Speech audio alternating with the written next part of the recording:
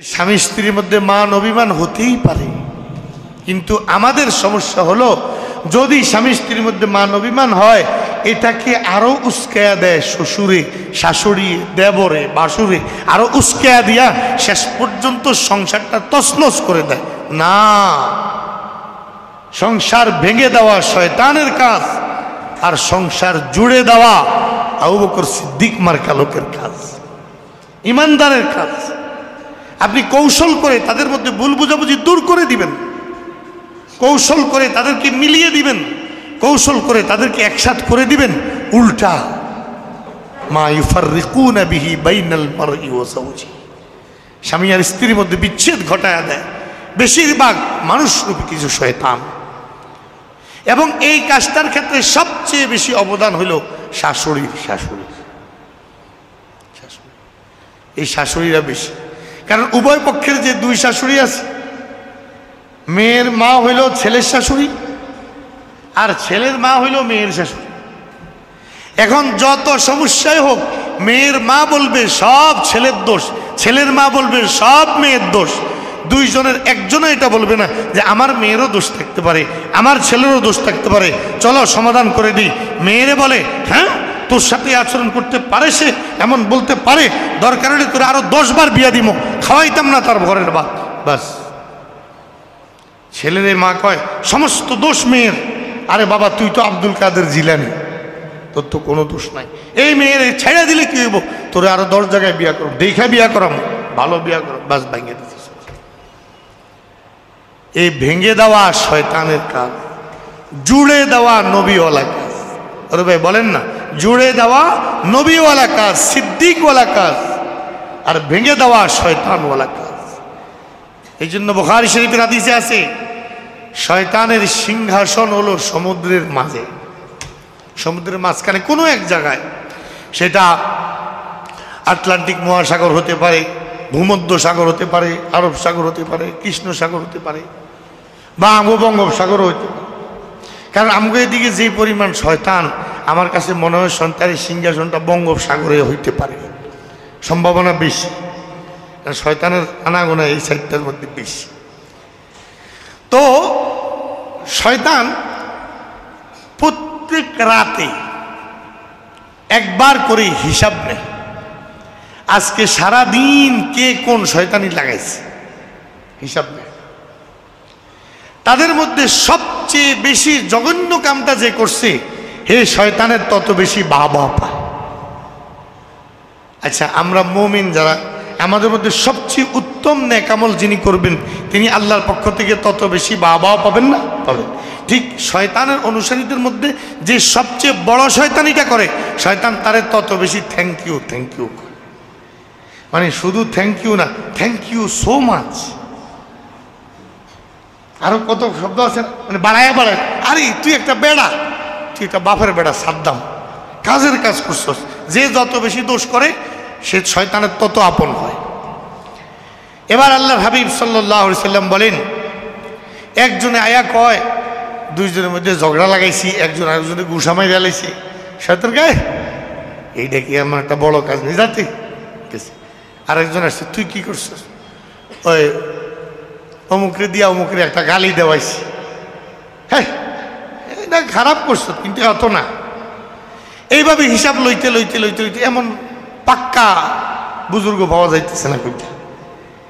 এবার একজন পাওয়া গেছে, তে সামনে আগে শয়তানরে কয়, স্বামী স্ত্রীর মধ্যে এমন লাগান লাগাইছে, আউ কাতু বাইনাহুমা, এমন লাগান লাগাইছি, হাত্তা ফাররাকতু বাইনাহুমা, অথবা হাত্তা ফাররাকা আহাদুহুমাল আখার, একজন আরেকজনকে বিচ্ছিন্ন করে দিছে, তালাক দিয়ে দিছে, এমন লাগান লাগাইছে। আল্লাহর হাবিব বলেন, শয়তান সিংহাসন থেকে লাফ দিয়ে নেমে তাকে বুকে জড়িয়ে ধরে, ফাআখাযাহু ফাআলজামাহু, বুকে জড়িয়ে ধরে বলে, সনাতা শাইয়ান, এই কামের কাম যদি কইরা থাকে আজকে তুই করছস। সাথে সাথে বুকে জড়িয়ে ধরে, তুই করছস, তুই আমার আপন, তুই আজকে চ্যাম্পিয়ন, দে ক্রেশ তারে তুলে দে, পুরস্কার তারে দে, তে হইল বেড়া, তোরা তো বেড়ির কাম করছস।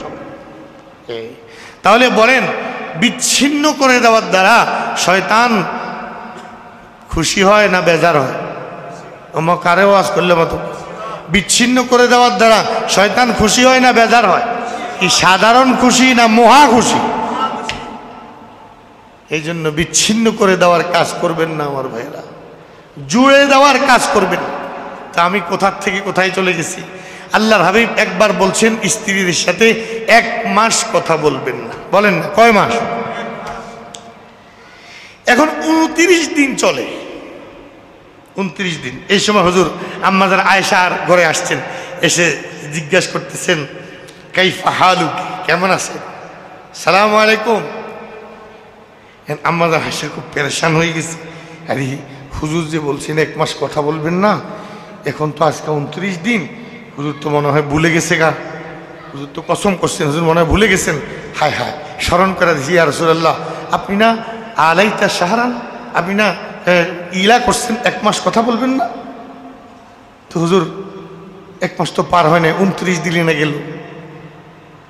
আল্লাহ বলেন আয়েশা, মাস কখনো 29 হয়, কখনো 30 হয়। এই মাস 29 হয়েছে, মাস পুরো হয়ে গেছে।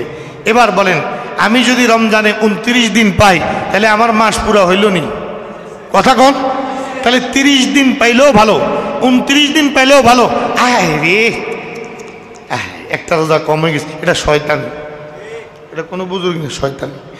এরকম কিছু ভাই শুকনা শয়তান আছে, মানে এই দরবেশি দেখায়, এই দেখায় আসলে এর ভিতরে শয়তানি।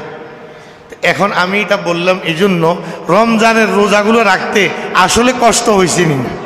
বুজুর্গি দেয় না, তখন কিন্তু এই বুজুর্গি না দেখার লাগে এত কথা কইছে। বলেন কষ্ট তো হয়েছে। যেই গরম গেছি, 41 ডিগ্রি তাপমাত্রা, তখন আমরা এতে কাফে। তো মুরাদনগর বড় মসজিদে তো এসি আছে, তো এসি চলে যে আমরা কইতারি না, গরম যে না কিটা জানি না। এর মুসল্লির আয়া আয়া হুজুর পরিস্থিতিটা খুব খারাপ, একটু দোয়া করেন আল্লাহ যদি একটু ঠান্ডা করে দেয়। তাই আমি কাছে দোয়া করব, মনে মনে করি ঠান্ডা তো ওইই হয়েছে, খাতাকায় দিয়ে ঘুমাই, খেতাকায় দিয়ে ঘুমাই, কম্বল। তখন বুঝছি যে আমার গায়ে গরম লাগা ছাড়া গরমের কষ্ট কেউ আমারে ওয়াজ করে বুঝাইতে পারত না, কেউ আমারে বলে বুঝাইতে পারত না। আল্লাহ রাব্বুল আলামিন এই ধনীদেরকে 1টা মাস রোজা রাখাইয়া, তাদের শরীরে গরমটা লাগাইয়া, ক্ষুধার কষ্টটা দেখাইয়া, আল্লাহ তাআলা তাদের প্রতি 11 মাস যে ইহসান করছেন, খাওয়াইছেন, দয়া করছেন, এটাও স্মরণ করে দিয়েছেন। সঙ্গে সঙ্গে আল্লাহর কোটি কোটি বান্দা যে খাবার অভাবে কষ্ট করে, তাদের কথাও স্মরণ করে দিয়েছেন। সঙ্গে সঙ্গে আল্লাহ যে নিজে খান না, নিজে পান করেন না, বান্দাকে সেই বৈশিষ্ট্যটাও দিয়ে দিছে। সুবহানাল্লাহ। আল্লাহ নিজের বৈশিষ্ট্য বান্দাকে দিয়ে দিছে, অভাবের কথাও তারা স্মরণ করে দিছে। আর এই কষ্টের দ্বারা, এই ত্যাগের দ্বারা, এই খাবার পানি ছেড়ে দেওয়ার দ্বারা আল্লাহ তাকে আল্লাহর আপন বানিয়ে নিছে, ফেরেশতার স্বভাব তার ভিতরে দিয়ে দিছে। আমার ভাইরা, এখন তো রমজান চলে গেল, এই কথাগুলো এত লম্বা সময় লাগিয়ে আমি কেন বলতেছি আপনাদের, এবার মন দিয়ে শুনুন। সেটা হলো, রোজার মাধ্যমে আমাদের কষ্ট হয়েছে। এই রোজা যাইতে না যাইতে আবার হজ, হজের সময় যে কি কষ্ট, যে হজে যায় নাই সে কোনোদিন বুঝতো না। হ্যাঁ, যদি কষ্ট করতে চায়, আর যদি মনে করে আমি খালি শুয়েই থাকুম। অনেকে আছে হজের থেকে আসার পর চেহারাটাকে নুরানি, ফক ফক ফক ফক করে, মানুষ দেখা কর সুবহানাল্লাহ সুবহানাল্লাহ, কি নূর লই আইসা আল্লাহর ঘর থেকে। অর্থাৎ হে পুরা হজের সফরে রৌদ্রের মধ্যে একটা তাওয়াফও করে নাই, আর রোদে দিয়া 1 ওয়াক্ত নামাজও হারাম শরীফে যেয়ে পড়ে না, তার চেহারা তো ফক ফক ফক ফক করবো। আর যে হজের সময় মেহনত করছে, তার চেহারা তো কালো হয়ে যায়, মুখের দিকে তাকান যায় না। আমরা একারে পরিচিত আমাদের একজন আলেম, আচ্ছা আমিও কালো, উনিও কালো, ওনার তুলনায় আমি কিছুটা শ্যামলার, উনি আমার তো একটু বেশি কালো। ওমা, হজের সময় আমি ওনার চিনি না। কিতাও ভাই, আমাদের এই দশা আলেম বক্তা, মাশাল্লাহ পুরা দেশের মানুষ চিনি, বক্তা। আমি কিরে ভাই, আমাদের এই দশা কয় হুজুর কিতাম, দুপুরবেলায় লোকজন মাথাফে কম থাকে, এই সময় তাওয়াফ করতে একটু সুবিধা। এলে চিন্তা হচ্ছে রোদে জ্বললে জ্বললাম, দুপুরে তাওয়াফ করি, চেহারা জায়গায় নাই, কালা হয়ে গেছে। আর হেই বেটার লগে এক ডাক্তার হজে গেছে, চেহারার মধ্যে নূর আর নূর। অর্থাৎ হে জোহর এবং আসর হারাম শরীফে পড়ার জন্য আসে না, এই দুই সময় রোদে জ্বলন লাগে, ফজর মাগরিব এশায় 3 ওয়াক্ত পড়ে, বাস এই চেহারার মধ্যে নূর লয়ে আসে এ বাড়িতে আসতে। তো হজ আসলে কষ্টের ইবাদত, অনেক কষ্ট। আপনাদেরকে শুধু এদ্দুর কথা বলি যে হজে যখন আল্লাহ নেয়, তুই আরাফাত থেকে যখন মুজদালিফার দিকে রাত্রে রওনা হই, এত ক্লান্তি আর পরিশ্রান্ত, এত ক্লান্তি অনুভব হয়, এত পরিশ্রান্ত থাকি, মনে মনে কই আর কি, মানে মুখে কই না রে শরমে, মনে মনে কই খোদা যা আনছো সারবা আল্লাহ একদম, মানে কষ্টটা তখন এত পরিমাণ লাগে। হ্যাঁ আল্লাহ হয়েছে, বহুত হয়েছে, কিন্তু ওই যে বেয়া আবার হজ যখন শেষ হয় তো আল্লাহকে হাত তুলে আল্লাহ আবার আনি, আবার তোমার ঘরে আনি, এগুলো হইলো মহব্বত ভালোবাসার বিষয়। কিন্তু হজ অনেক কষ্টের ইবাদত, অনেক কষ্ট। তাহলে হজেও কষ্ট, রোজায়ও কষ্ট, তা না এই দুইটা কষ্ট আল্লাহ আমাদেরকে কেন দিলেন? আমার ভাই, একজন শ্রমিককে আপনি কাজে লাগাইছেন, লাগানোর পর সন্ধ্যাবেলায় বিকালবেলায় যখন আপনার পাওনা টাকাটা আপনাকে দিয়ে দিছে, সাথে 100-200 টাকা আপনারা বকশিসও দিছে, এখন আপনি কি ওই লোকের ব্যাপারে এই ধারণা করবেন যে সারাদিন লোকটা আমারে কষ্ট দিল? না, আপনি এই ধারণা করবেন সে আমারে কাজটা দিয়া আমার বড় উপকার করছে, টাকাও পাইলাম, সাথে 100 টাকা বকশিসও পাইলাম, আল্লাহ তার হায়াত দারাজ করো। দেন এই লোকটারে দিয়ে সারাদিন কাম করাইছে, কিন্তু হে যাওয়ার সময় দোয়া করতেছে, লোকটা আমারে কাজ দিছে, আল্লাহ তুমি তার হায়াত দারাজ করো। তাহলে বোঝা যায় কিছু কষ্ট দেওয়ার দ্বারা যদি লাভ বেশি পরিমাণে হয়, এই কষ্ট আসলে কষ্ট না, এটা আল্লাহর পক্ষ থেকে উপহার। আমার বলেন ঠিক না বাটি? তাহলে রোজার দ্বারা আমাদের কষ্ট তো হয়েছে, কিন্তু আল্লাহ আমাদেরকে যে খাটাইছে বিনিময় এত বড় দিয়েছেন যে আমাদের এই কষ্ট আর কষ্ট না, আমরা শুকর আদায় করি, আল্লাহ মাত্র 30 দিনের উপবাসের বিনিময়ে তুমি জান্নাতের একটা দরজার মালিক বানিয়ে দিছো, মানে রাইয়ান দরজা, যেখান দিয়ে আমি তোমার জান্নাতে যাবো। তো মালিক তোমার শুকর, তুমি যে আমার রোজা করে রাখার তৌফিক দিছো। তাহলে এখন আর কষ্ট রইল না, এখন আমার মনে অনুভূতি আসলো, আমার আল্লাহ আমাকে দিয়ে রোজা রাখিয়ে আমাকে পুরস্কৃত করেছেন, আমাকে উপহার দিয়েছেন। সুবহানাল্লাহ বলেন। এবার আসেন মূল কথায়। তো যত উপহারই আল্লাহ আমাদেরকে দেখ না কেন, কষ্ট তো আমগো হয়েছে। হজের মাধ্যমে যত উপহারই দেখ না কেন, আল হাজ্জুল মাবরুর লাইসা লাহু জাযাউন ইল্লাল জান্নাহ। আল্লাহ বলেন প্রত্যেক ইবাদতের এই এত সওয়াব, এত সওয়াব, এত সওয়াব, এত সওয়াব, কত বিনিময়ের কথা আল্লাহর হাবিব বলেন, আল্লাহ তাআলা বলেছেন, আমি বলেছি। তবে হজ একটা ব্যতিক্রম জিনিস, এটার সওয়াব মাত্র একটা, এটা হলো জান্নাত। সুবহানাল্লাহ। এটার বিনিময় শুধু একটা, সোজা জান্নাত। ফালাম ইয়ারফাস ওয়ালাম ইয়াফসুক, অথবা ফালাম ইয়ারফুস ওয়ালাম ইয়াফসুক, রাজা কায়াউমি ওয়ালাদাতহু উম্মুহু। ওই হাজি হজ থেকে যখন আসতেছে তো মনে হয় যেন মায়ের পেট থেকে দুনিয়ায় আসতেছে। সুবহানাল্লাহ, কোনো গুনাহ নাই, এত বড় পুরস্কার। আচ্ছা, তাহলে এখন এই দুইটা ইবাদত, হজ আর এই আপনার কি বলেন রোজা, এই দুইটা ইবাদতের এই কষ্টের দ্বারা আল্লাহ আমাদেরকে কি উপহারটা দিলেন, যেই উপহারের কারণে আল্লাহ আমাদেরকে এত বড় বড় কষ্টের দুইটা আমল দিচ্ছেন, ওই উপহারটার নাম হইল তাকওয়া। এটা সবাই বলেন না কি? তাকওয়া বলেন, তাকওয়া। সবাইকে রোজা রাখছেন নি কোনো ভাই? কি একটু কত জোরে কর না, তাকওয়া। আল্লাহ বলেন তাজাওয়াদু ফাইন্না খায়রাজ যাদিত তাকওয়া। রব্বুল আলামিন বলেন, ও হাজি, হজে যাইবা, পাসপোর্ট তো লাগবে, ভিসা তো লাগবে, তোমার কাপড় চোপড় তো লাগবে, তোমার জরুরি জিনিস তো লাগবে, কিন্তু সবচেয়ে বেশি যেই জিনিসটা লাগবে ওটার নাম তাকওয়া। রোজা। ইয়া আইয়ুহাল্লাযীনা আমানু কুতিবা আলাইকুমুস সিয়ামু কামা কুতিবা আলাল্লাযীনা মিন ক্বাবলিকুম লাআল্লাকুম তাত্তাকুন। রব্বুল আলামিন বলেন, রোজা রাখিয়েছি তোদেরকে দিয়ে কেন? তাকওয়া দেওয়ার জন্য। সুবহানাল্লাহ। হজের কাজ তোমাদেরকে করিয়েছি কেন? তাকওয়া দেওয়ার জন্য। লা ইয়ানালাল্লাহু লুহুমুহা ওয়ালা দিমাউহা ওয়ালাকিন ইয়ানালুহুত তাকওয়া মিনকুম। তোমাকে 1 লাখ টাকা খরচ করে কোরবানি করাইছি কেন? তাকওয়া দেওয়ার জন্য। সুবহানাল্লাহ। যালিকাল কিতাবু লা রাইবা ফীহি হুদাল লিল মুত্তাকিন। কোরআন দিয়েছি কেন? তাকওয়া দেওয়ার জন্য। আল্লাযীনা ইউমিনুনা বিল গায়ব ওয়া ইউকিমুনাস সালাহ ওয়া মিম্মা রাযাকনাহুম ইউনফিকুন। তোমাকে দিয়ে 5 বার নামাজ পড়াই কেন? তাকওয়া দেওয়ার জন্য। তোমারে দিয়ে যাকাত দেয় কেন? তাকওয়া দেওয়ার জন্য। ও ভাই, রোজার মধ্যেও তাকওয়া, নামাজেও তাকওয়া, কোরবানিতেও তাকওয়া, হজেও তাকওয়া। এই সব ইবাদত আল্লাহ আমাদেরকে করায়, আমাদেরকে দিয়ে করান শুধু তাকওয়া উপহার দেওয়ার জন্য। তাহলে আল্লাহর পক্ষ থেকে বান্দাকে যত নিয়ামত দেওয়া হয়, সর্বশ্রেষ্ঠ নিয়ামতের নাম তাকওয়া। বলেন না, সর্বশ্রেষ্ঠ নিয়ামতের নাম কি? তাকওয়া, সবচেয়ে দামি নিয়ামত। এবার আসে, এই তাকওয়া এত দামি কেন?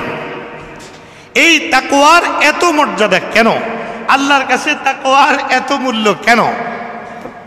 এবার শুধু এই কথাটা বুঝেন, তাহলে আমার ভাইয়েরা জিন্দেগি ইনশাআল্লাহ কিছু না কিছু পরিবর্তন আমাদের জীবনে এই ইসলামী মাহফিল উসিলে আসবে। এবার এই কথাটা মন দিয়ে খেয়াল করে আপনারা আমার সাথে সাথে জবাব দিবেন। দিবেন তো? আমার বলেন না ইনশাআল্লাহ? বলেন, রিজিকের কার কার দরকার নেই? না দরকার আছে? বরকতের বলেন দরকার আছে? বলেন, শুধু বলবেন দরকার। বিপদ থেকে মুক্তির, আল্লাহর ভালোবাসার, জান্নাতের, বিজয়ের,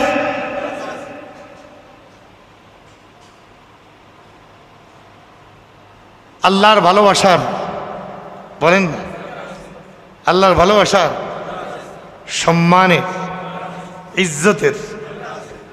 আচ্ছা, এখন আমাদের জীবনে আর দরকার কি? যে কথাগুলো বললাম এর বাইরে আর কি দরকার? আমার রিজিক, আমার সম্মান, আমার ইজ্জত, আমার আল্লাহর ভালোবাসা, আমার জান্নাত, তো আর কোন আমার চাওয়ার মতো আর কিছু আসেনি? আরেকটা জিনিস জবাব দেন তো, আল্লাহর ওলি হতে চাননি সবাই? বলেন চাননি? তাইলে আল্লাহর ওলি হওয়া তাকওয়া। আল্লাহর ওলি হওয়ার জন্য কি লাগবে? তাকওয়া। ইন আউলিয়াউহু ইল্লাল মুত্তাকুন। রব্বুল আলামিন বলেন, আমার ওলি কারা? তাকওয়া যাদের কাছে আছে। সুবহানাল্লাহ। তাহলে আল্লাহর ওলি কারা? তাকওয়াওয়ালারা। বলেন না, বলেন না, আল্লাহর ওলি কারা? তাকওয়াওয়ালারা। ওমান ইয়াত্তাকিল্লাহা ইয়াজআল লাহু মাখরাজা ওয়া ইয়ারযুকহু মিন হাইসু লা ইয়াহতাসিব। আল্লাহ বলেন, যার কাছে তাকওয়া আছে তাকে বিপদ থেকে আমি আল্লাহ উদ্ধার করি। যার কাছে তাকওয়া আছে তার কল্পনাও যেখানে নাই সেখান থেকে আমি তারে রিজিক দেই। সুবহানাল্লাহ। কোন এটা মজার ঘটনা শুনেন আপনারা, কথার মাঝখানে বলি, ওয়ামুর আহলাকা বিসসালাতি ওয়াসতাবির আলাইহা লা নাসআলুকা রিজকা। আল্লাহ বলেন, ও আমার রাসূল, আপনি আপনার স্ত্রী সন্তানদেরকে নামাজের হুকুম করেন। বলেন তো সবাই কিসের হুকুম করে? আচ্ছা, আল্লাহর হুকুম অনুযায়ী চলা, আল্লাহর নিষেধ থেকে নিজেকে বাঁচিয়ে রাখা, এটার নামই হলো আসল তাকওয়া। তাহলে সন্তানকে নামাজের কথা বলা, নামাজের দিকে ডাকা, নামাজের তারগিব দেওয়া, এটা হলো আসল তাকওয়া, এটা হলো মূল তাকওয়া। এখন এক ব্যক্তির ঘরে খাবার নাই, শুয়ে পড়ছে, বাচ্চাগুলাকে মা ঘুম পাড়ায় দিছে, অনেক কষ্টে মাথায় হাত বুলিয়ে বুলিয়ে, গল্প শুনিয়ে শুনিয়ে, পানি খাইয়ে, বিভিন্নভাবে কোনো রকমে তাদেরকে ঘুম পাড়ায় দিছে। তো বাচ্চারা ঘুমাচ্ছে, বাবা ঘরে আসছে গভীর রাতে। স্ত্রী মনে করছেন স্বামী যেহেতু বাইরে গেছে, কোনো না কোনো কাজের হয়তো একটু সুযোগ হবে, কিছু কিনে আনবে, বাচ্চাদেরকে খাওয়ানো যাবে। ঘরে আসছে খালি হাতে, কোনো কাজ জুটে নাই, কিচ্ছু কামাইতে পারেনি। তো সালাম দিয়ে ঘরে ঢুকছে, স্ত্রীও সালামের জবাব দিয়ে স্বামীকে জিজ্ঞেস করতেছেন, কোনো কামাই রোজগার হয়েছে, কিছু আনতে পারছেন? স্বামী বড় নিঃশ্বাস ফেলে বললেন, না না, কোনো ব্যবস্থা হয়নি, আলহামদুলিল্লাহ, আল্লাহ করবেন, আল্লাহ খাওয়াবেন। এখন স্ত্রীকে জিজ্ঞেস করে, বাচ্চাগুলো নামাজ পড়ে ঘুমাইছে? সুবহানাল্লাহ কইতেন না? বাচ্চাগুলো নামাজ পড়ে ঘুমাইছে? স্ত্রী বলেন, না, তাদেরকে আগে ঘুম পাড়িয়ে দিয়েছি, জাগাও, নামাজ পড়তে হবে। তো 7 বছর 8 বছর 9 বছরের বাচ্চা। মুরু আওলাদাকুম বিসসালাতি ওয়া হুম আবনাউ সাবঈ সিনিন। রাসূল বলেন 7 বছরে গেলেই নামাজের হুকুম করো। আদরিবুহুম আলাইহা আদরিবুহুম আলাইহা আফাররিকুহুম বাইনা মাদাজিহিম ওয়া হুম আবনাউ 10 সিনিন। 10 বছর হয়ে গেছে, এবার নামাজ না পড়লে পিড়াও, মারো, আর বিছানা আলাদা করে দাও। ছেলের বয়স 10 বছর, আর মায়ের সাথে শুতে পারবে না, আর বোনের সাথে শুতে পারবে, সম্পূর্ণ আলাদা শুতে হবে, সম্পূর্ণ আলাদা থাকতে হবে। মার আদর করে কাছে শোয়াইতে পারবে না, কারণ এই বাচ্চার ভিতরে বুঝ আসা শুরু হয়ে গেছে। এখন তাকে দূরে সরিয়ে নিতে হবে। তো এখন 6, 7 বছর 8 বছরের ছোট ছোট বাচ্চা, স্ত্রী স্বামীকে বলেন যদি এদেরকে জাগিয়ে দেওয়া হয় সারা রাত কাঁদবে, এরা আর ঘুমাবে না, তাদের ক্ষুধার যন্ত্রণা নিবারণের মতো আমাদের কাছে কিছুই নাই, খাওয়াবো কিভাবে বাচ্চাদেরকে? জাগায়েন না আল্লাহর রাস্তায়। স্বামী স্ত্রীকে জবাব দেয়, ও আমার স্ত্রী, নামাজের হুকুম করা আমার দায়িত্ব, আর আমার বাচ্চাদেরকে রিজিক দেওয়া আল্লাহর দায়িত্ব। সুবহানাল্লাহ। কোন তাদেরকে নামাজের দিকে হুকুম করা, নামাজের কথা বলা, এটা আমি বাবার উপর ফরজ, আমি বাপের দায়িত্ব। আর আমার সন্তানদেরকে রিজিক দেওয়া আল্লাহর দায়িত্ব। আমার কাজ হলো, তোমার কাজ হলো জাগায় দেওয়া, জাগায় দাও। তাদের রিজিক দিবে কোত্থেকে সেটা আল্লাহ চিন্তা করবে। সুবহানাল্লাহ। আজীব ব্যাপার। স্ত্রী গঙ্গো গঙ্গো করতেছে, স্বামীর কথায় পুরা খুশি হইতে পারে না, তারপরে জাগাইছে, সবাই উঠো উঠো উঠো। সন্তানের নামাজ পড়ছে, বাবা যেমনি যেমনি শিখাইছে দেখাইছে। কারণ আগের জমানায় তো পিতা মাতা সন্তানদের সবার আগে আল্লাহর নাম শিখাইতো, কোরআন শিখাইতো, নামাজ শিখাইতো, জিকির শিখাইতো, তেলাওয়াত শিখাইতো। এখন তো বাবারা সব শিখায়, কোরআন শিখায় না, নামাজ শিখায় না, নিজে জানে না, ভোলারে শিখাইব করতে। নিজেই তো কুলু আল্লাহ সূরা পারে না, নিজেই তো সূরা ফাতিহা পারে না। তো যতদিন সন্তানদেরকে মা বাবা আগে দিন শিখাইছে, ততদিন শেষ বয়সে পিতামাতা সন্তানের খেদমত পাইছে। আর যখন থেকে সন্তানদেরকে দিন থেকে দূরে সরাইয়া দিছে, তো বৃদ্ধকালে পিতামাতা বৃদ্ধাশ্রমে চলে গেছে, আর সন্তানের খেদমত জুটে না। হে আল্লাহরে চিনে না, বাপেরও চিনব করতে। তার দিলের মধ্যে আল্লাহর মর্যাদাই নাই, বাপের সম্মান আইব করতে। হে আল্লাহর হুকুমই মানে না, বাপের হুকুম মানব করতে। তো যাই হোক, বাবা আর মায় জাগায়া দিছে, সন্তানদেরকে ধরে ধরে নামাজ পড়াইছে। নামাজ শেষ, এখন বাচ্চাগুলো বসে বসে কাঁদতেছে, ক্ষুধার যন্ত্রণা, ঘুমাইতে পারতেছে না। এখন বাবা ঘরের কোনায় গেছে, যা মুসল্লা বিছায়া 2 রাকাত নামাজ পড়ে মালিকের কাছে হাত পাচ্ছে, পেতে বলেন আস্তাইনু বিস-সাবরি ওয়াস-সালাহ ইন্নাল্লাহা মা'আস সাবিরিন। রব্বুল আলামিন, তুমি বলেছ ধৈর্যের সাথে আর নামাজের মাধ্যমে তোমার কাছে সাহায্য চাইতে। 2 রাকাত নামাজ পড়ে তোমার কাছে হাত বাড়ালাম। ওগো মালিক, আমার আজকের ঘটনাটা তুমি ভালো করে জানো। আজকে আমি কেন কাজ করতে পারি নাই তুমি জানো, কেউ জানে না, আমার স্ত্রীও জানে না, আমার সন্তানরাও জানে না। আজকে তো আমি রাস্তার মধ্যে 1000 স্বর্ণমুদ্রা কুড়িয়ে পেয়েছিলাম। এই স্বর্ণমুদ্রার থলেটা পাওয়ার পর এই স্বর্ণমুদ্রার মালিককে তালাশ করতে করতে করতে করতে সন্ধ্যা হয়ে গেছে। এখান থেকে একটা স্বর্ণমুদ্রা নিয়ে আমি খরচ করতে পারতাম, আমার পুরো পরিবারের 1 সপ্তাহের খরচ হয়ে যেত। যদি 1000 স্বর্ণমুদ্রা লুকিয়ে রাখতাম, আমি তাৎক্ষণিকভাবে কোটিপতি হয়ে যেতে পারতাম। ওগো মালিক, তোমার ভয়ে, ও মালিক, তোমার ভয়ে, তোমার জাহান্নামের ভয়ে, তোমার আযাবের ভয়ে আমি ক্ষুধার্ত, আমার সন্তান ক্ষুধার্ত থাকার পরেও এই টাকার থলে নিয়ে আমি ঘুরেছি ঘুরেছি ঘুরেছি। বিকেল বেলায় সন্ধ্যার আগে মালিক খুঁজে পেয়েছি। মালিককে তার হাতে যখন সেটা বুঝিয়ে দিয়েছি, খুশি হয়ে আমাকে কিছু টাকা দিতে চাইছে, আমাকে কিছু স্বর্ণমুদ্রা দিতে চাইছে। আমি তাকে বলে দিয়েছি, ভাই তোমার সম্পদ তোমার কাছে পৌঁছিয়েছি আল্লাহর ভয়ে, মালিকের ভয়ে, সুতরাং বিনিময়টাও আমি আল্লাহ থেকে নিব। মালিক, তুমি তো জানো আমার আজকে খানা কামাই করতে পারলাম না কেন, আমার বাচ্চাদের জন্য খাবার আনতে পারলাম না কেন, তুমি তো জানো। আর তুমি তো তোমার কোরআনে ওয়াদা করেছো, ওয়ারযুকহু মিন হাইসু লা ইয়াহতাসিব, যে তোমারে ভয় করবে তার কল্পনার বাইরে থেকে তুমি তাকে রিজিক দিবা। মালিক, আমি বাবা হিসাবে কেমনি সহ্য করতাম, আমার বাচ্চাগুলা ক্ষুধার যন্ত্রণায় কাঁদতেছে, এই দোয়া করতেছে। এই সময় দরজায় খটখট আওয়াজ, দৌড় দিয়ে আয়সা দরজা খুলছে।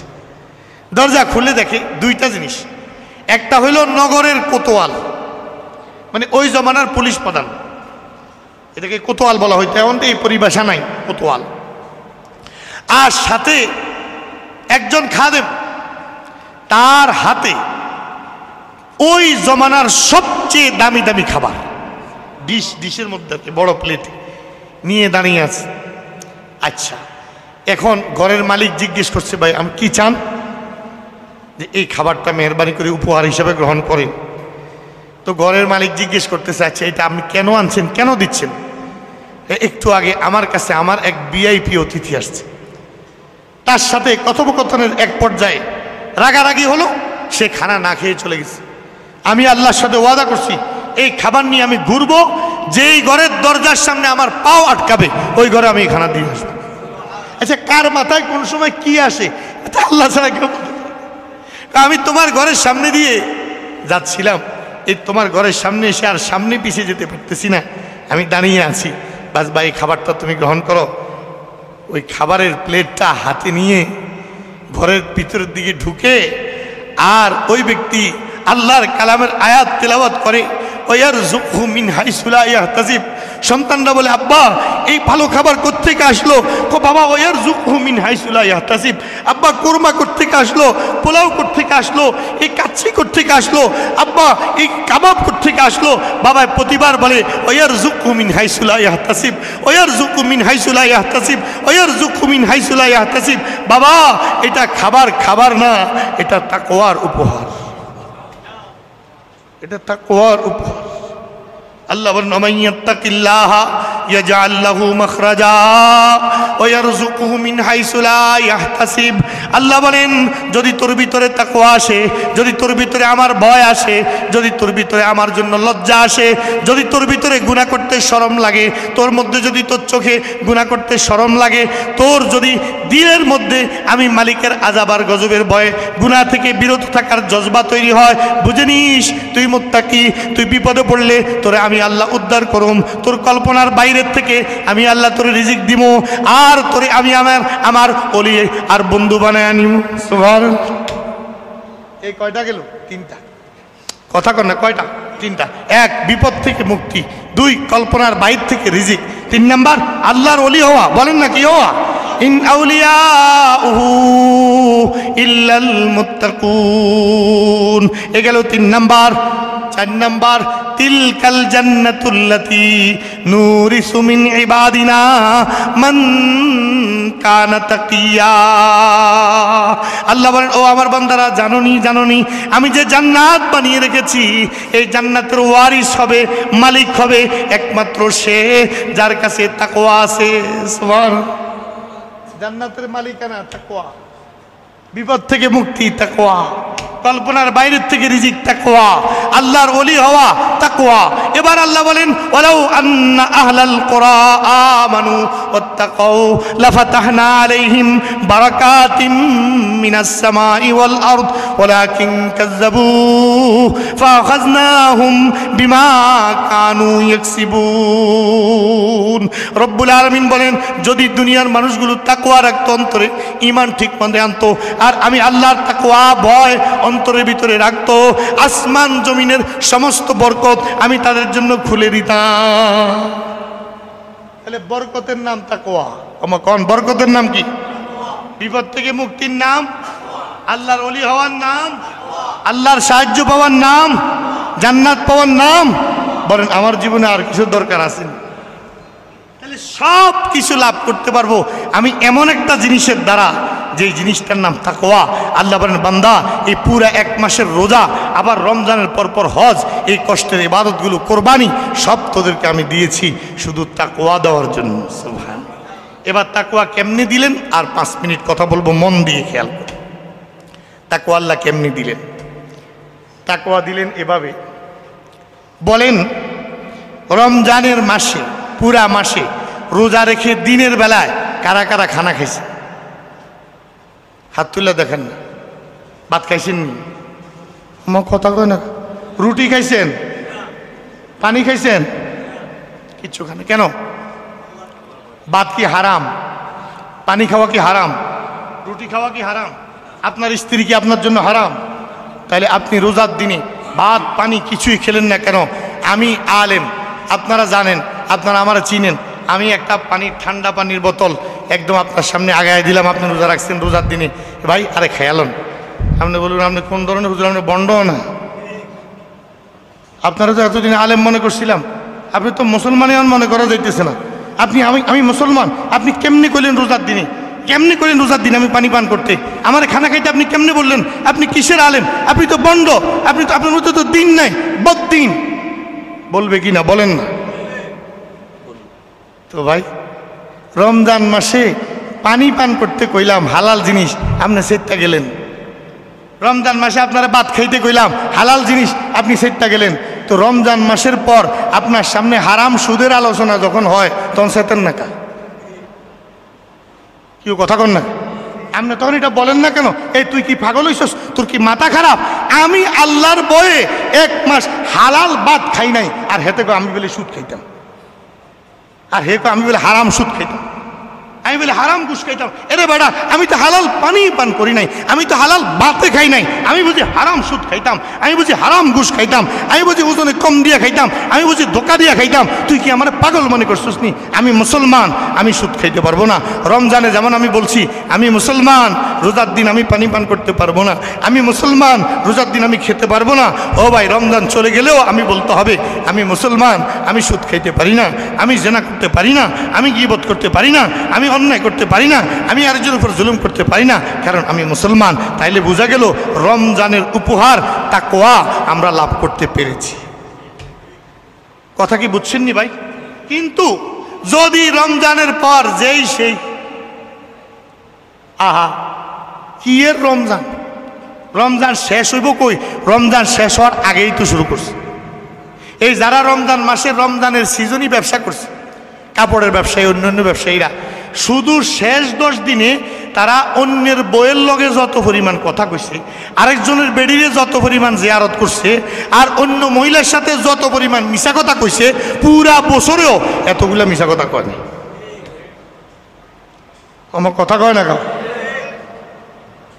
নরসিংদীতে যে কাপড় কিনে আনছে এটারে কলকাতার কাপড় কইয়া চালাই দিস, 1 নাম্বার কইয়া 3 নাম্বারটারে 1 নাম্বার কইয়া চালাইছে।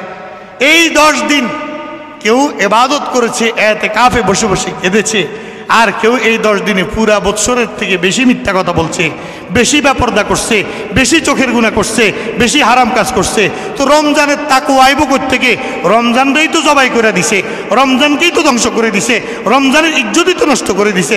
কিন্তু আমরা যারা রোজাগুলো অন্তত রেখেছি, রমজান মাসের তারাবিগুলো অন্তত পড়েছি, আমাদেরকে চিন্তা করতে হবে রমজান চলে যাওয়ার পর যদি আমার ভিতরে ওই ভয়টা কাজ করে, ওই যে রোজার দিনে আমার মুখে ভুলে জানি আমার ভিতরে পানি চলে গেল কিনা, আরে ভুলে জানি আমার নাকে দিয়া কোনো পানি ঢুকে গেল কিনা। একজনে আমারে ফোন দিছে এবার রমজান, হুজুর খুব পেরেশান। কি হয়েছে? হুজুর আমি ভুলে একটু গড়গড়ার মতো করে ফেলছি আর কি, অজু করতে গিয়ে মানে একটু মুখের ভিতর দিয়ে একটু পানি দিয়ে ফেলছি, হুজুর আমার রোজাটা হইব নি হুজুর, মানে খুব পেরেশান। তাই বললেন যে আপনার কাছে মনে হয়নি গলার ভিতরে পর্যন্ত পানি গেছে বা মাথা উপরের দিকে উঠে গড়গড়া করছেন? হুজুর এরম না, মুখে একটু দিছি আর কি পানি, এই সময় ভয় হয়েছে যে ভিতরে চলে যেতে পারে, ফেলাই দিস। একবার নিশ্চিত থাকেন রোজা নষ্ট হয় নাই, আপনার রোজা হয়ে যাবে। হে আবারও জিজ্ঞা, হুজুর ওইব তো? আমি আগের বার কি আমি ইংরেজি কইলাম নি, আপনার বাংলাতে তো কইলাম যে আপনার রোজাটা হয়ে গেছে। আবার জিজ্ঞা, হুজুর হুজুর হুজুর হইব নি? তো পরে আমি খেয়াল করলাম আরে বেচারা তো ভয়ে মনের আবেগে কথাটা বলতে বললাম, ভাই এ আপনি যতবারে জিগাইবেন প্রত্যেকবারে আমি কমু হয়ে গেছে হয়ে গেছে, আমার আর কবা জিগাই হয়েছে, আপনার রোজা ইনশাল্লাহ হবে, কোনো অসুবিধা নেই। দেখেন যে এই অনুভূতি রমজান মাসে আমার ভিতরে ছিল, কোনোভাবে জানি আমার মুখে পানি চলে যায় কিনা। তো ভাই সব সময় বাকি 11 মাসে তো আমার ভিতরে চিন্তা থাকবে, হায় আমার অজান্তে আমি কোনো সুদ খেয়ে ফেলি কিনা, হায় আমার অজান্তে আমার কোনো আমি কোনো মিথ্যা বলে ফেলি কিনা, আমি কারো গীবত করে ফেলি কিনা, আমি কোনো ওজনে কম দিয়ে ফেলি কিনা, আমি কাউরে ধোকায় দিয়ে দিই কিনা। এই ভয় আর অনুভূতি যদি আমার ভিতরে সর্বদা তাজা থাকে, আল্লাহর কসম বুঝতে হবে রমজানের প্রতিটা ইবাদত আল্লাহ কবুল করছে। এই জন্য আল্লাহ আপনার অন্তরে তাকওয়া উপর দিয়ে দিছে। আপনার দিলে তাকওয়া চলে আসছে, আপনি এখন আল্লাহকে ভয় করেন, আপনার দিলের মধ্যে এখন আল্লাহর ভয় চলে আসছে।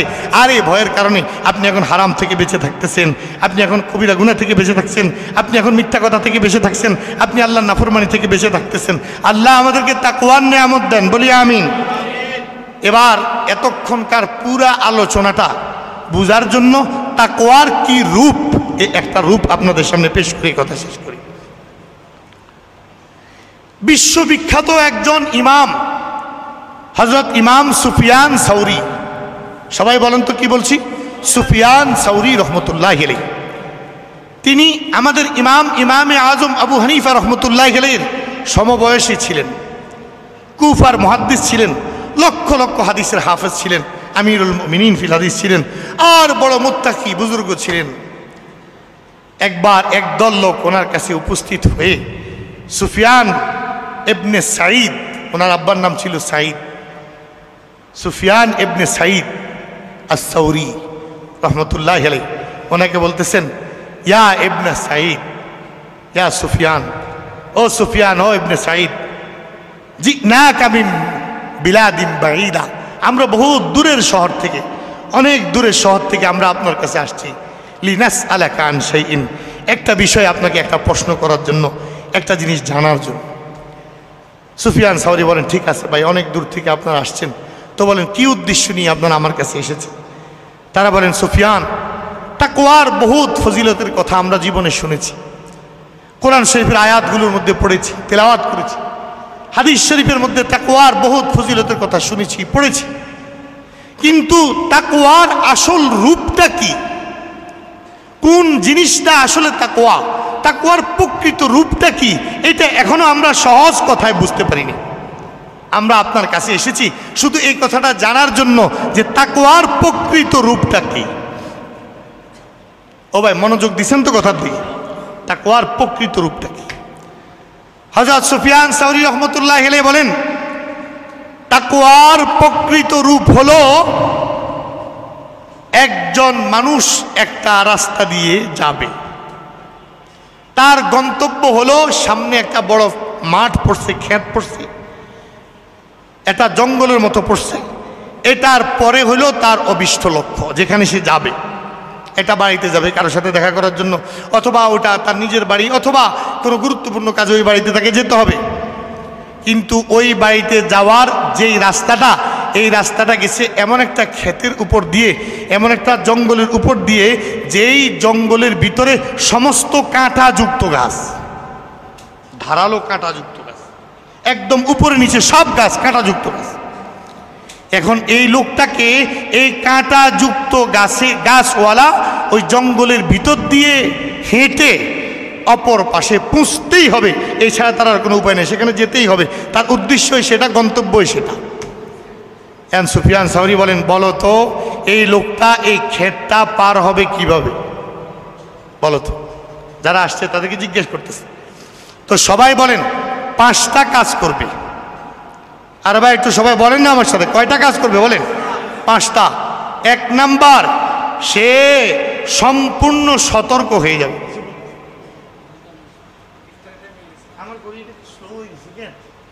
5টা কাজ করবে, এই আমি এক্ষুনি 5টা কাজ করবে। বলেন বলেন কয়টা কাজ? 1 নাম্বার, পরিপূর্ণ সতর্ক হবে। 2 নাম্বার, সে তার ডান বাম, সামনে পিছে, নিচে, পায়ের তলায় কোনো জায়গায় যাতে কাঁটার আঘাত না লাগে এই বিষয়ে সে সম্পূর্ণ সতর্ক থাকবে। 3 নাম্বার, শরীরটাকে সে গুটিয়ে নিবে, কাপড়গুলোকে সে গুটিয়ে নিবে। 4 নাম্বার, সে এমনভাবে চলবে, চলতে চলতে চলতে চলতে প্রতিটা মুহূর্তে বলবে, আল্লাহ এই কাঁটার আঘাত থেকে আমারে বাঁচাও, আল্লাহ এই কাঁটার আঘাত থেকে আমারে বাঁচাও। আর 5 নাম্বার, সে কোনোভাবে যখন ওই পাশটা পার হবে তো সে আল্লাহর শুকর আদায় করবে, মালিক তুমি আমারে দয়া করে পার করছো। হযরত সুফিয়ান সাউরি বলেন, বলো লোকটা এই 5টা কাজ করবে কিনা? তারা সবাই বলেন, হ্যাঁ করবে। তো সুফিয়ান সাউরি বলেন, এটার নামই তাকওয়া। এই দুনিয়া হলো একটা কাঁটাযুক্ত একটা জঙ্গলের মতো, এই জঙ্গলটা পাড়ি দিয়ে ওই পাশে আমাকে জান্নাতে যেতে হবে। এই জঙ্গলের ভিতরে গীবতের কাঁটা লেগে আছে, এই জঙ্গলের ভিতরে মিথ্যা কথার কাঁটা এভাবে দাঁড়িয়ে আছে, চগলখুরির কাঁটা এভাবে দাঁড়িয়ে আছে, সুদের কাঁটা এভাবে দাঁড়িয়ে আছে, ঘুষের কাঁটা এভাবে দাঁড়িয়ে আছে। একটা একটা কাঁটার আঘাত শরীরে লাগলে শেষ, রক্ত ঝরবে, ক্ষতিগ্রস্ত হবে, আঘাত পাবে, শাস্তি পাবে। তখন শেষ শরীরটাকে গুটিয়ে এমনভাবে চলে যাতে রাস্তাও পার হয়, কাঁটার আঘাতও না লাগে। ঠিক মুমিন আর তাকওয়াবান সে যে দুনিয়াতেও চলে আর গুনাহ থেকে এমনভাবে বেঁচে থাকে তার শরীরের মধ্যে যাতে গুনার আঁচও না লাগে, সে হইল মুত্তাকি। সুবহানাল্লাহ। আল্লাহ আমাদেরকে তাকওয়ার নিয়ামত দান করে, আমিন। আল্লাহ বলেন, আমার দ্বীনের মধ্যে এমন কোনো কাজ আমি তোমাদেরকে দেই নাই যেটার দ্বারা তোমাদেরকে কষ্ট দিব। সুবহানাল্লাহ। তোমাদেরকে কষ্ট দিব এমন কোনো হুকুম আমি করিনি। ওয়ালা ইউরিদু বিকুমুল উসর, কষ্ট। লা ইউকাল্লিফুল্লাহু নাফসান ইল্লা উসআহা, সাধ্যের বাইরে আল্লাহ কোনোদিন আমাদেরকে কোনো হুকুম করেন নাই। তাহলে এখন প্রশ্ন হলো, আল্লাহ আমাদেরকে কষ্ট দিতে চান না তো আমাদেরকে টানা 1 মাস আমাদের খানা বন্ধ করে দিলেন, পানি বন্ধ করে দিলেন, স্ত্রীর কাছে গমন করা বন্ধ করে দিলেন, তো কষ্ট দিতে না চাইলে এটা কি দিলেন? কষ্টই তো। আপনারা বেশি বুজুর্গি দেখেন না, এমনি কন রোজা রাখতে কষ্ট আসেনি না? অনেকে বুজুর্গি দেখে না কোনো কষ্ট। আরে ভাই কষ্ট তো আছে, আমি তো কষ্টটা করছি আল্লাহর জন্য, তো এটা কোন বুজুর্গি? কিছু বুজুর্গি আছে এই বুজুর্গির আড়ালে শয়তানি। এই যেমন মনে করেন এবার রমজান মাস গেছে 29, কত দিনের গেছে? 29।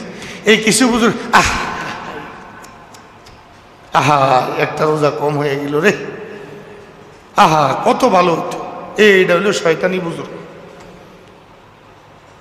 মাস 29 করেছেন আল্লাহ, 30ও করেন তিনি, আর আমি আল্লাহ এবং রসুলের থেকেও বড় বুজুর্গ হয়ে গেছি। মানে আল্লাহর বুঝের থেকেও আমার বুঝ বড়। আল্লাহ আহা কিল্লিকে 30টা দিল না। তো মাস তো 29 হলেও আমার সমান 30 রোজার সওয়াব, 30 হলেও আমার জন্য 30। আমার আফসোসের কি? আমার জন্য সিদ্ধান্ত হলো আমার রব যে ফয়সালা করবে সেটার উপর আমি সন্তুষ্ট। 29 হলেও বেজার না, 29 হলেও খুশি না, 30 হলেও বেজার না, অথবা 29 হলেও বেজার না, 30 হলেও খুশি না, বরং আমার খুশি আর বেজার আল্লাহর ইচ্ছার উপর। অর্থাৎ আমি আল্লাহর ইচ্ছা যেটা এটার উপরে রাজি, আর আল্লাহর ইচ্ছা না যেটা এটার উপর আমি নারাজ। এটা আমি পছন্দ করি না, বাস আমার রব যেটা ইচ্ছা করেন সেটা আমার পছন্দ। আল্লাহর হাবিব সাল্লাল্লাহু আলাইহি ওয়াসাল্লাম একবার ওনার স্ত্রীদেরকে বললেন, 1 মাস আমি তোমাদের সাথে কথা বলবো না। কয় মাস? 1 মাস। রাগ করছেন, অভিমান করছেন। কারণ স্বামী স্ত্রীর মধ্যে অভিমান নবী আর নবীর স্ত্রীর মধ্যেও হয়। এই স্ত্রী স্বামীর সাথে একটু অভিমান করা, স্বামী স্ত্রীর সাথে একটু অভিমান করা, এটার দ্বারা যদি জুলুমের পর্যায়ে না যায়, অন্যের হক নষ্ট হওয়ার পর্যায়ে পর্যন্ত যদি না যায়, তাহলে এর দূর অভিমান হতেই পারে, মানুষের চলতেই পারে। তো একবার আল্লাহর হাবিব সাল্লাল্লাহু আলাইহি সাল্লাম আর আম্মা জান আয়েশার মধ্যে এটা অভিমান হয়েছে। হযরত আবু বকর সিদ্দিক রাদিয়াল্লাহু তাআলা আনহু ঘরে এসে আয়েশা সিদ্দিকাকে বলতেছেন, এত বড় বেয়াদব তুই, এত বড় সাহস তোর, তুই নবীর সাথে জোর আওয়াজে কথা বললি, তুই রাসূলের সাথে তর্ক করলি, বেয়াদবি করলি। এই কয়া এইদিকে থাপ্পড় দিতে যায়, হুজুর হাত দিয়ে ফিরায়, এইদিকে থাপ্পড় দিতে যায়, আল্লাহ রাসূল হাত দিয়ে ফিরায়, এদিকে মারতে যায়, হুজুর হাত দিয়ে ফিরায়। এরপর হুজুর এক পর্যায়ে বলেন, দেখেন আমাদের দুইজনের মধ্যে যা হয়েছে আমরা মিটমাট করে নিব, আপনি যান। আবু বকর সিদ্দিক যখন রুম থেকে বের হয়ে গেছে, আল্লাহর হাবিব আম্মা জান আয়েশাকে বলেন, দেখছনি কেমন কৌশল করে তোমার একটা মায়ের থেকে বাঁচাইয়া দিছি আমি, আরে যেই মায়ের দিতে চাইছিল আজগা আমি কিন্তু তোমার বাঁচাইছি, এ মানবিকন দূর করে দিছি। আরেকদিন সিদ্দিক আকবর ঘরের পাশে দিয়ে যান, আর আম্মা জান আয়েশা হুজুরের সাথে হেসে হেসে কথা বলছে, মানে স্বামী স্ত্রী খুব খুশি, কোনো একটা খুশির কথা বা হেসে হেসে কথা বলতেছেন, আনন্দের একটা আলোচনা চলছে। তো সিদ্দিক আকবর পাশে দিয়ে যান আর বলছেন সে স্ত্রী মেয়েকে আর জামাইকে উদ্দেশ্য করে, রাসূলকে এবং আয়েশাকে উদ্দেশ্য করে, আদখিলানি ফি ফারহিকুম কামা আদখালতুমানি ফি হারবিকুম। ঘরের পিছে দাঁড়ায় সিদ্দিক আকবর কা, আহারে ঝগড়া লাগলে আমার কাম লাগে, সমাধান করানোর লেগে আমার ডাকন লাগে, আর যখন ভালোবাসা আর মহব্বতের সময় হয় তখন আর আমার কথা কেউ মনে করে না। এখন দুইজনের মধ্যে কি সুন্দর মহব্বত ভালোবাসা চলছে। এখন একজনও কয় না আবু বকরও একটু সাথে নিয়ে বসি না, আব্বা সহ একটু বসি আনন্দ করি না। তখন ঘরের দরজার বাইরে দাঁড়ায় বলে, তোমাদের যুদ্ধের সময় আমারে যেমন লাগে, আনন্দের সময়ও আমার কিন্তু ঘরে আনো না, একটু ডেকে তোমাদের সাথে একটু বসি। এই বিংলাবাড়ি মাদ্রাসাটা আল্লাহর আজিম নেয়ামত হওয়ার কারণে এই মাদ্রাসার উসিলে আপনারা বড় বড় বুজুর্গদেরকে পান।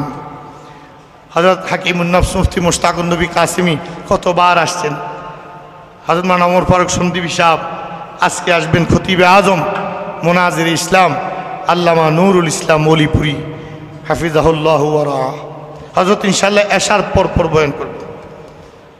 আপনারা যারা এখনো আসেন নাই, দূর থেকে দূরে আসেন, দ্রুত চলে আসেন। মাগরিবের পর থেকে ধারাবাহিক আলোচনা চলবে, আমরা বসবো, এই মাদ্রাসার জন্য সবাই দোয়া করব।